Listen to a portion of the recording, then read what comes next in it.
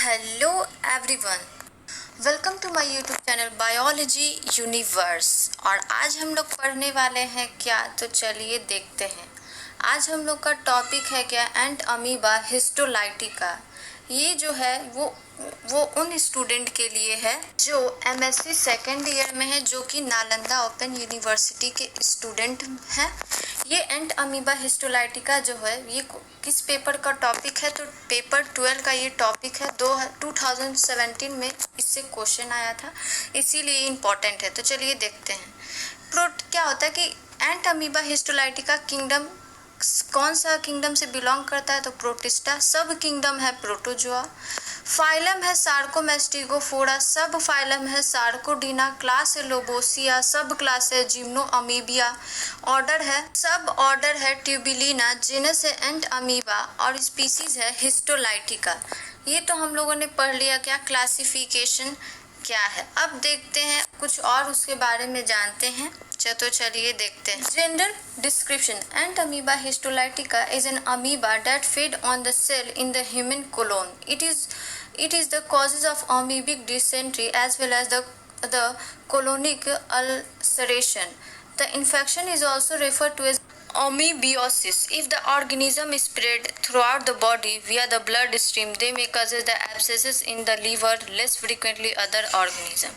मतलब क्या है कि एंट अमीबा हिस्टोलाइटिका ये एक अमीबा है जो कि ह्यूमन का लार्ज इंटेस्टाइन का जो अपर पार्ट होता है कोलोन, उसमें रहता है और वहाँ का टिश्यू को ये खाता है। और ये क्या करता है कि कोलोन में क्या होता है कि एक वाउंड क्रिएट कर देता है, और एक वही वाउंड जो होता है वो अल्सर में कन्वर्ट हो जाता है। और ये सबसे क्या होता है कि इसके कारण डायरिया, डिसेंट्री हो जाता है। और इस इन्फेक्शन को हम लोग क्या बोलते हैं, अमीबियोसिस, क्योंकि ये एंट अमीबा हिस्टोलाइटिका के थ्रू फैला है।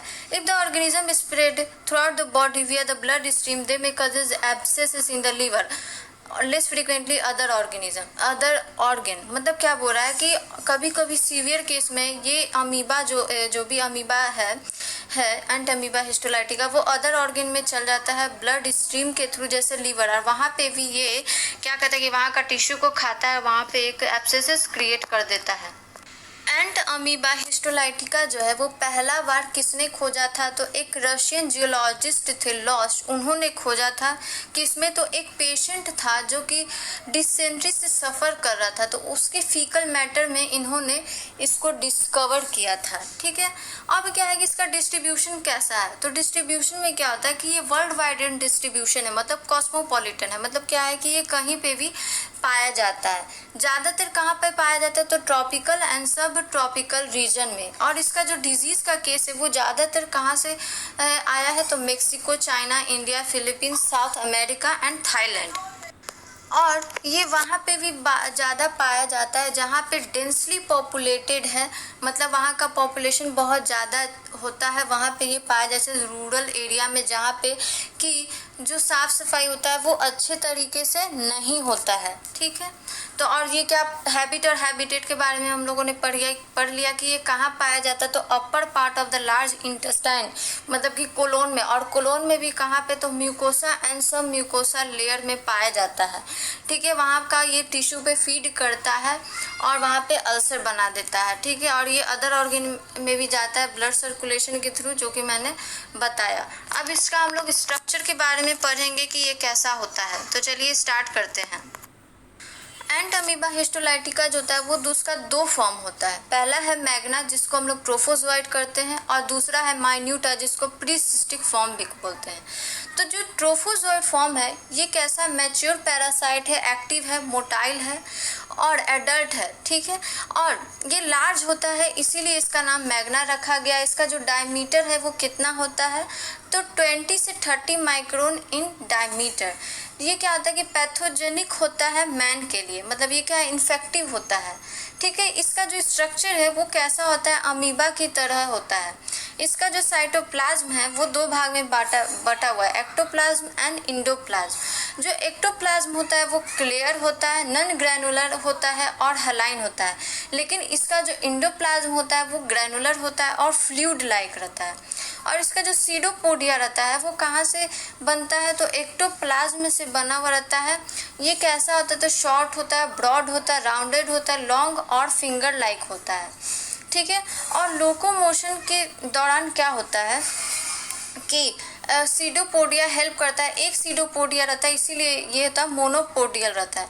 और ये सीडोपोडिया के हेल्प से ये क्रॉलिंग फैशन में ये मूव करता है। इसीलिए इसका नाम जो होता है, मतलब इसका जो मूवमेंट का नाम है वो लिमेक्स टाइप मूवमेंट है। ये क्योंकि इसका जो मूवमेंट है, जो क्रॉलिंग लाइक मूवमेंट है, वो कैसा है, गार्डन स्लग की तरह है। ठीक है, इंडोप्लाज्म में क्या होता है कि न्यूक्लियस होता है और फूड वैक्यूल रहता है। फूड वैक्यूल में क्या क्या रहते हैं, तो tissue fragment, erythrocyte, leukocyte and ingested bacteria रहते हैं। ठीक है, तो ये हम लोग का था ट्रोफोजोइट का। अब क्या है, तो अब है माइन्यूटा फॉर्म। इसको हम लोग प्रीसिस्टिक फॉर्म भी बोलते हैं, जो कि स्मॉल होता है, स्फेरिकल होता है, नॉन फीडिंग होता है, नॉन मोटाइल होता है और नॉन पैथोजेनिक भी होता है। इसका जो डायमीटर है 7 से 10 माइक्रोन इन डायमीटर होता है। और माइन्यूटा फॉर्म जो होता है वो सिर्फ और सिर्फ इंटेस्टाइन का ल्यूमेन में पाया जाता है। और कुछ कंडीशन में क्या होता है कि इसमें इंसिस्टमेंट होता है, और यही इंसिस्टमेंट इसमें होता है तो वो ट्रांसमिशन में हेल्प करता है एक होस्ट से दूसरे होस्ट में। तो ये था हम लोग का ट्रोफोजोइट फॉर्म और माइन्यूटा फॉर्म। अब जो ट्रोफोजोइट फॉर्म है उसका जो न्यूक्लियस है उसके बारे में थोड़ा देख लेते हैं। ट्रोफोजोइट का जो न्यूक्लियस होता है वो राउंडेड होता है और इसका डायमीटर कितना होता है, तो 4 to 6 माइक्रोन जो होता है इसका डायमीटर होता है। जो न्यूक्लियस होता है वो डेलिकेट मेम्ब्रेन से बना हुआ रहता है और इसमें क्या होता है कि क्रोमेटिन ग्रैन्यूल रहते हैं जो कि एक स्पोक लाइक मैनर में अरेंज रहते हैं। ठीक है, एक जो होता है वो कहाँ से, न्यूक्लियोलस से स्टार्ट होता है और एंड करता है कहाँ पे, पेरीफेरी पे। ठीक है, ये एक स्पोक लाइक मैनर में इसीलिए अरेंज रहता है। बीच में क्या है, न्यूक्लियोलस है। ठीक है, जिसको हम लोग एंडोसोम भी बोलते हैं या फिर कार्डियोसोम भी बोलते हैं। एंड क्रोमेटिन, ठीक है, जो कि मैंने बता दिया कि क्रोमेटिन जो होते हैं, क्रोमेटिन ग्रैन्यूल जो एक स्पोक लाइक मैनर में रहते हैं। अब क्या कि न्यूक्लियोलस जो होता है वो एक क्या बोलते हैं, एक मेम्ब्रेन से क्या बोलते हैं, घिरा हुआ रहता है, जिसको हैलो बोलते हैं।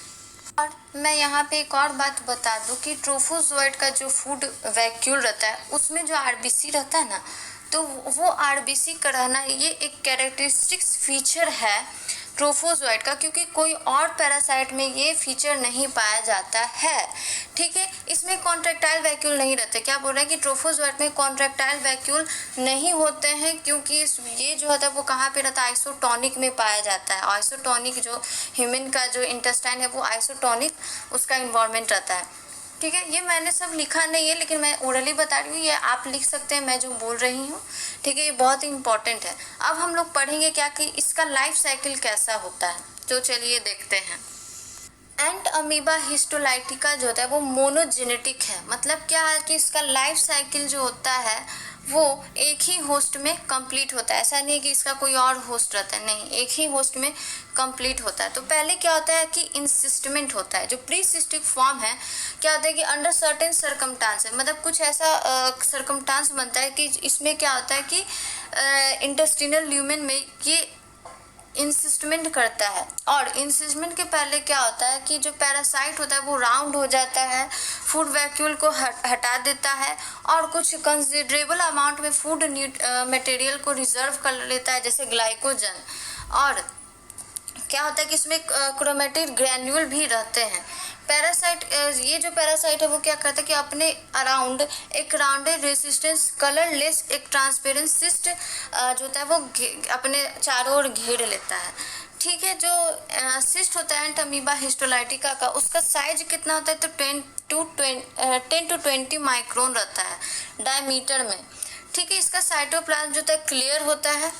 ठीक है, और हर एक सिस्ट में एक न्यूक्लियस रहता है, मतलब क्या, मोनोन्यूक्लिएट रहता है। ठीक है, और इसमें क्या होता है, क्रोमेटिड बॉडी रहता है जो कि एक कैरेक्टरिस्टिक फीचर है इस सिस्ट का। ठीक है, जो क्रोमेटिड बॉडी होता है वो सिस्ट का अर्ली स्टेज में पाया जाता है और जब ये मैच्योर टेट्रान्यूक्लिएट सिस्ट बनता है तो इसमें जो होता है वो क्रोमेटिड बॉडी हट जाता है। और जो क्रोमेटिड बॉडी जो होता है वो किससे बना हुआ रहता है, तो राइबोन्यूक्लियो प्रोटीन से रहता है। ठीक है, अब क्या है सिस्ट का जो न्यूक्लियस है वो 2 बार डिवाइड करता है और क्या बनाता है, टेट्रा न्यूक्लिएट बनाता है। और यही स्टेज जो होता है वो इन्फेक्टिव स्टेज होता है एक नए होस्ट के लिए, ठीक है। और ये जो इंसिस्टेड फॉर्म है ये फीकल मैटर के थ्रू बॉडी से बाहर आ जाता है। अब क्या होता है कि जो भी सिस्ट फॉर्म है वो कैसे दूसरे में ट्रांसफ़र होता है, तो ये बहुत सारे क्या बोलते हैं मेथड के थ्रू ट्रांसफ़र हो सकता है। जैसे हाउस फ्लाई के थ्रू भी हो सकता है, कॉकरोच के थ्रू भी हो सकता है, फूड हैंडलर्स के द्वारा भी हो सकता है, ठीक है। हाउस फ्लाई क्या होता है कि गंदे जगह पे बैठा, फिर वो आपके खाने में आके बैठा, तो इससे क्या हो कि वो सिस्ट जो होता है वो आपके बॉडी में ट्रांसफ़र हो जाता है। अब इसके बाद क्या होगा, ट्रांसफ़र के बाद क्या होगा कि एक्सिस्टमेंट होता है, ठीक है। एक्सिस्टमेंट में क्या होता है कि टेट्रा न्यूक्लिएट जो होता है वो अपने सिस्ट से बाहर आता है, एक पोर होता है सिस्ट में, उसी के थ्रू ये बाहर आता है, ठीक है। और यही एक नया जनरेशन को प्रोड्यूस करता है। इसमें क्या होता है कि न्यूक्लियर और साइटोप्लाज्मिक डिवीज़न होता है, और यही डिवीज़न के कारण क्या होता है कि 8 डॉटर अमीब्यूल बनते हैं, ठीक है। इसमें क्या होता है कि सेक्सुअल फिनोमेना नहीं पाया जाता है, ठीक है, सेक्सुअल रिप्रोडक्शन नहीं पाया जाता है। जो मेटासिस्टिक ट्रोफोजोइट होते हैं वो इंटेस्टाइन का टिश्यू पे फीड करते, ग्रो करते और फिर से एक मैच्योर ट्रोफोजोइट बनाते हैं। तो ये था हमारा लाइफ साइकिल। अब thanks for watching my video, please subscribe my channel.